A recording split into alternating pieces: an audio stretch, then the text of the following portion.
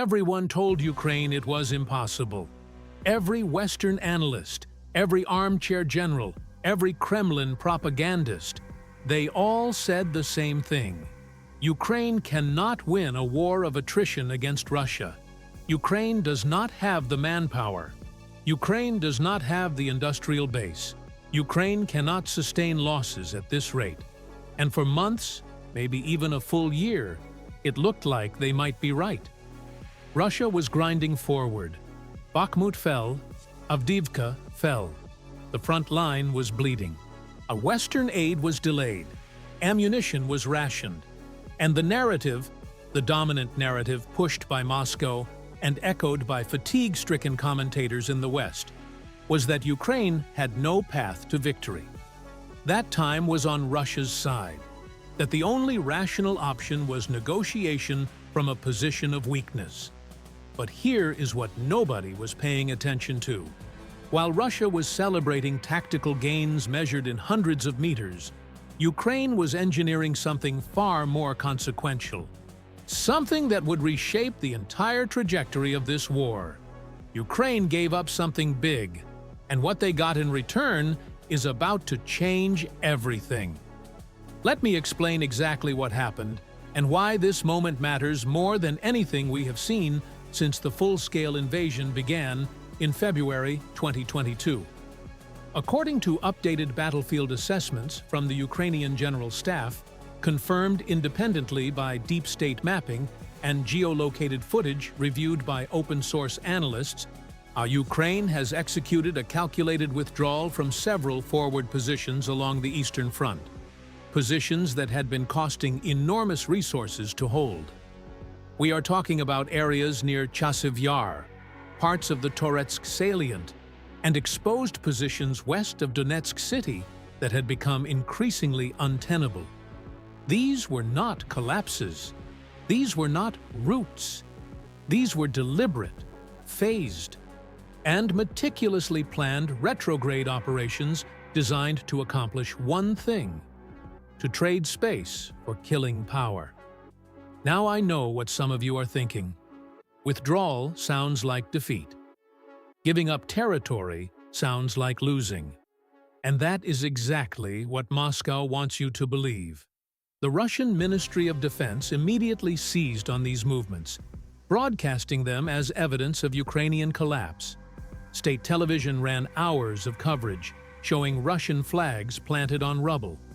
Propagandists declared that the Ukrainian army was disintegrating. And for about 72 hours, the information space was dominated by a single story: Ukraine is falling apart. But here is what Russia did not tell you. And this is the part that military historians will study for the next 100 years. Ukraine did not just withdraw.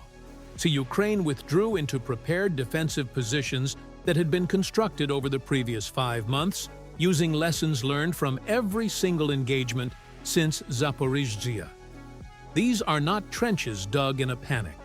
These are layered, interconnected, hardened defensive networks featuring reinforced concrete fighting positions, pre-registered artillery kill zones, integrated drone observation networks, electronic warfare coverage, and an overlapping fields of fire designed to maximize Russian casualties per meter of advance. Every single position that Ukraine vacated was a position that Russia now has to cross open ground to approach. And every meter of that open ground is pre-sighted. Every road junction is zeroed. Every tree line is mapped. Ukraine turned its own withdrawal into the most expensive invitation in military history. The numbers tell the story better than I ever could. So in the 72 hours following the initial Russian advance into vacated Ukrainian positions, confirmed Russian equipment losses spiked dramatically. We are looking at verified destruction of over 40 main battle tanks, more than 120 armored fighting vehicles, 60-plus artillery systems, and personnel losses estimated between 2,800 and 3,400 killed and wounded. Those are not my numbers. And those are compiled from Ukrainian General Staff reports, cross-referenced with visually confirmed losses documented by Oryx standard open-source tracking. In 3 days, Russia lost more armored vehicles than it lost in the entire first week of the Kursk incursion. Let that sink in. But the equipment losses, as staggering as they are not even the most important part of this story. What matters more, what matters strategically, is what this withdrawal did to Russian force allocation. For months, Russia had been concentrating its most experienced and best-equipped units along the Donetsk axis. The theory was simple: mass enough force, accept enough casualties, and eventually the Ukrainian line would buckle. And it was working, slowly. Russian forces were gaining a kilometer here, 500 meters there, at enormous cost, but with consistent forward momentum. Ukraine's withdrawal shattered that momentum overnight. Not because Russia stopped advancing. Russia kept advancing. That was the whole point. Ukraine wanted Russia to advance. Ukraine needed Russia to pour its reserve forces into the gap, to commit its second and third echelon units into terrain that looked like opportunity but was actually a kill zone. Think about what this means operationally. Russia spent months building up assault groups, rotating damaged units, accumulating ammunition stocks, and positioning reserves for what was supposed to be a decisive spring push. All of that preparation, see all of those logistics, all of that planning, it is now being burned at an accelerated rate in exactly the terrain and under exactly the conditions that Ukraine chose. Russia is not fighting the battle it planned. Russia is fighting the battle Ukraine designed. That is what initiative control looks like. And if you understand nothing else from this video, understand this: the side that controls the initiative controls the war. Now, let us talk about what Ukraine gave up. And because it was not nothing, the positions abandoned included areas with significant symbolic and emotional value. Chasiv Yar had been defended for months at tremendous cost. Ukrainian soldiers fought and died in those positions. Families lost sons and daughters holding that ground, and the decision to withdraw, even strategically, carries real human weight. President Zelensky acknowledged this directly in his nightly address, by stating that the decision was made to preserve the lives of Ukrainian defenders and to position forces for offensive operations that would recover far more territory than what was temporarily ceded. That language is critical. Temporarily ceded. Offensive operations. This is not the language of a country accepting defeat. This is the language of a military that has made a painful but calculated decision to sacrifice position for advantage. And the advantage is already becoming visible. Right within 1 week of the withdrawal, Ukrainian forces launched a series of coordinated counterattacks along 3 separate axes, 2 in the Donetsk region and 1 in northern Zaporizhzhia. These were not probing attacks. These were brigade-level operations supported by massed drone strikes, precision artillery, and electronic warfare suppression.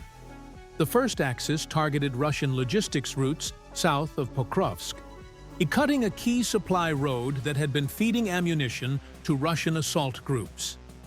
The second axis struck at overextended Russian formations that had rushed into the vacated positions near Toretsk, catching them in the open during consolidation. The third axis, and this is the one that has Moscow genuinely concerned, pushed into a sector of the Zaporizhzhia front that Russia had stripped of reserves to reinforce the Donetsk offensive. This is the strategic trap. This is what Ukraine was building toward. Russia cannot be strong everywhere. Every battalion committed to exploiting the Donetsk withdrawal is a battalion that is not defending Zaporizhzhia. Every tank sent to plant a flag on rubble in Chasiv Yar is a tank that is not available to stop a Ukrainian mechanized push further south. Ukraine used its withdrawal as bait, not in some abstract theoretical sense. In a concrete, operational, measurable sense. Russian forces took the bait.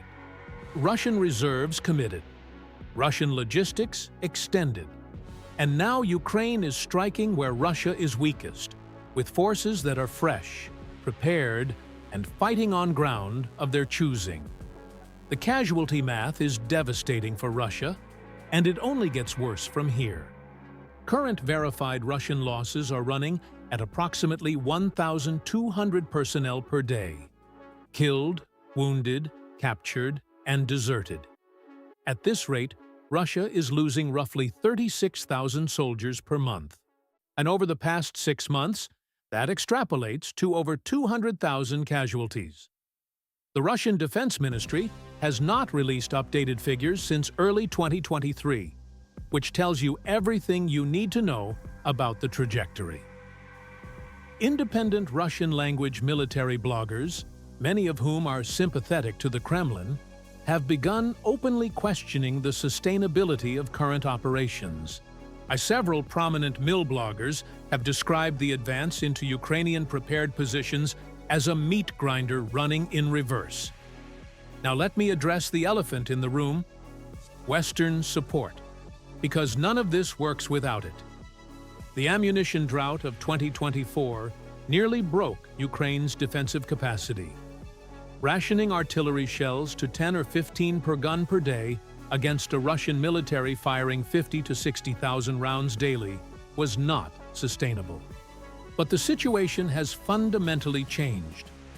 European ammunition production has scaled dramatically.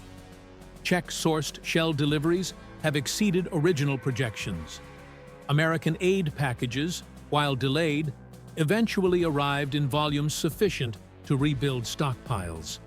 And critically, Ukraine's own domestic drone production has exploded, reaching output levels that compensate for artillery shortfalls in ways that nobody predicted 2 years ago. Ukraine is now producing over 100,000 first-person view attack drones per month.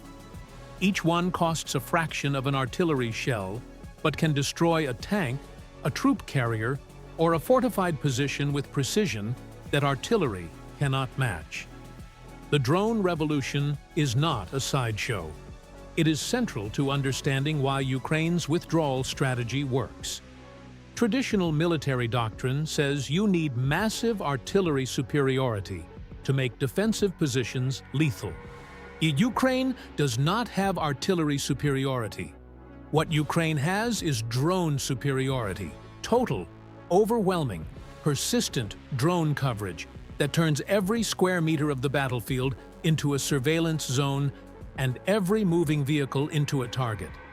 Russian forces advancing into vacated Ukrainian positions are not facing the kind of defense their doctrine was designed to overcome. They are facing something new, something their training did not prepare them for, something their electronic warfare systems cannot fully counter. They are driving into layered drone kill zones, where every vehicle is spotted within minutes of moving and targeted within minutes of being spotted. Russian commanders know this. The internal communications intercepted by Ukrainian intelligence and shared with Western partners paint a picture of an officer corps that is increasingly aware of the trap but unable to convince higher command to stop advancing. Now, the orders from Moscow are clear: advance, advance, advance. Show progress on the map, plant flags, film victory videos. The political requirement to demonstrate momentum has overridden operational judgment. And this is the fundamental asymmetry that Ukraine is exploiting. Russia's military decisions are being driven by political narrative requirements. Ukraine's military decisions are being driven by operational logic. And when one side is fighting the war and the other side is fighting the news cycle, the outcome is not in question. The only question is time.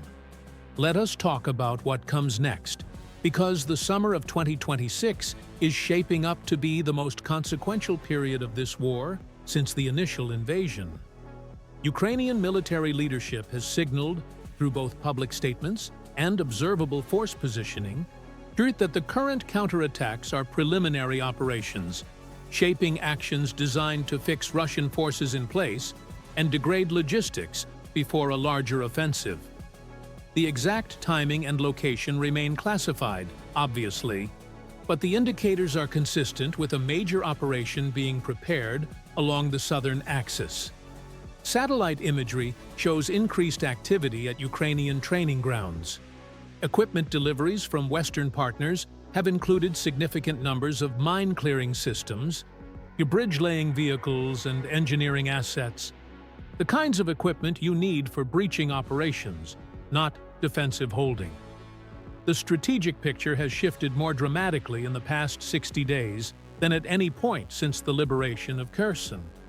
Ukraine has demonstrated that it can trade space for time, that it can manipulate Russian force allocation through deliberate withdrawal, that it can strike concentrated enemy formations with devastating effectiveness, and that it can maintain offensive capability even while conducting retrograde operations. Every single one of those capabilities was questioned 6 months ago. Every single one has now been proven on the battlefield. Russia's position is deteriorating in ways that the daily map updates do not capture. Yes, Russia controls more square kilometers today than it did 3 months ago. That is true. It is also irrelevant. Russia controls more rubble.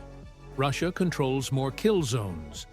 Russia controls more ground that costs more to hold than it cost Ukraine to defend. Every single square kilometer that Russia has gained in this period has come at a cost in men and equipment that Russia cannot sustain. The math does not lie. Russia is trading irreplaceable experienced soldiers for replaceable empty terrain. That is not a winning formula. That is a formula for institutional collapse. And the sanctions are biting harder than Moscow will admit. Russian defense industrial production, while impressive in its adaptation, cannot keep pace with current consumption rates. Tank production at Uralvagonzavod has reportedly fallen below 40 units per month, against losses exceeding 100 per month. The gap is being filled with Soviet-era T-62s and T-55s pulled from deep storage, vehicles that are functionally obsolete against modern anti-tank systems and have crew survivability ratings that are, to put it diplomatically, incompatible with sustained high-intensity operations. Russia is running out of the good stuff, and the bad stuff is getting destroyed faster than it can be deployed. This is why Ukraine's decision to withdraw was not a concession. It was an investment. Ukraine traded positions for Russian destruction at a ratio that tips the long-term balance decisively in Ukraine's favor. On every Russian battalion that is ground down assaulting prepared positions is a battalion that will not exist when Ukraine launches its summer offensive. Every tank burned in a drone kill zone is a tank that cannot defend against a Ukrainian breakthrough. Every experienced Russian officer killed directing an assault into a fire sack is irreplaceable institutional knowledge that degrades Russian combat effectiveness permanently. There is another dimension to this that deserves serious attention: the intelligence war. Ukraine's ability to execute this kind of withdrawal and trap operation required extraordinary intelligence preparation of the battlefield. Every Russian unit position had to be mapped, every command post identified, every logistics route catalogued, every reserve formation tracked as it moved from staging areas toward the front. This level of situational awareness does not happen by accident.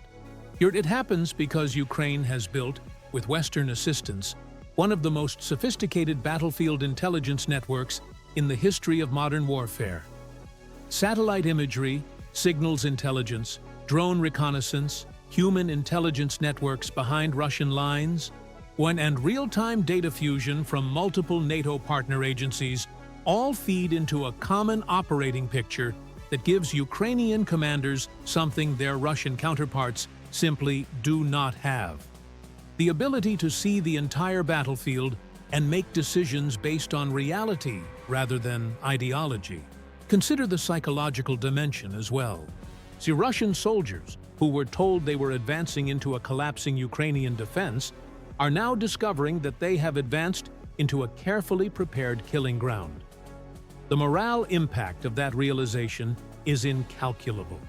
These are men who were promised an easy advance, who watched propaganda videos of Ukrainian positions being abandoned, who were told that victory was imminent. Instead, they found themselves under continuous drone surveillance, targeted by precision artillery, unable to resupply, unable to evacuate wounded, and watching their vehicles burn one after another. The Russian military has a desertion problem that it does not publicly acknowledge, and operations like this make it exponentially worse. When soldiers on the ground realize that their commanders are sending them into traps for political purposes, unit cohesion disintegrates. And once unit cohesion is gone, no amount of replacement personnel can restore combat effectiveness. The war is not over. Let me be absolutely clear about that. Russia retains enormous capacity for destruction. Russian missile and drone strikes continue to target Ukrainian civilian infrastructure. The humanitarian cost of this war remains catastrophic. Ukrainian soldiers are dying every single day, and their sacrifice demands both recognition and sustained support. But the trajectory has changed. The strategic initiative is shifting. And the decision that made that shift possible, the decision to give up ground in order to gain advantage, will be remembered as one of the most consequential operational choices of the 21st century. Ukraine gave up something big. What they are about to achieve will be bigger. Stay informed, stay engaged. And if this analysis helped you understand what is actually happening on the battlefield, share it. Subscribe. Because the next 60 days are going to be historic, and you are going to want to understand them as they unfold.